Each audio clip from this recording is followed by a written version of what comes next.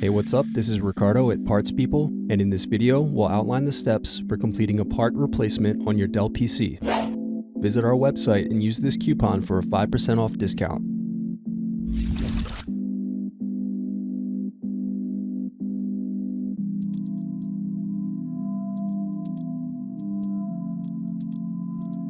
Now unscrew to pry apart display assembly.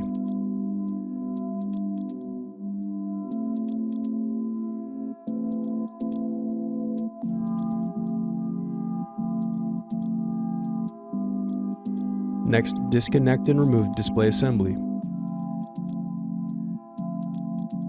Now unscrew and disconnect battery.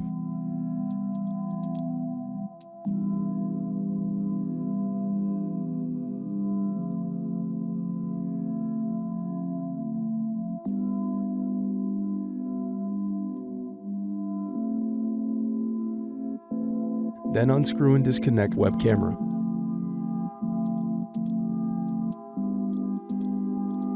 Thanks for watching. Don't forget to like and subscribe if you enjoyed this video. And if you need more, check out this playlist to watch other tutorials for your laptop. You can also click here to find parts for your laptop at partspeople.com.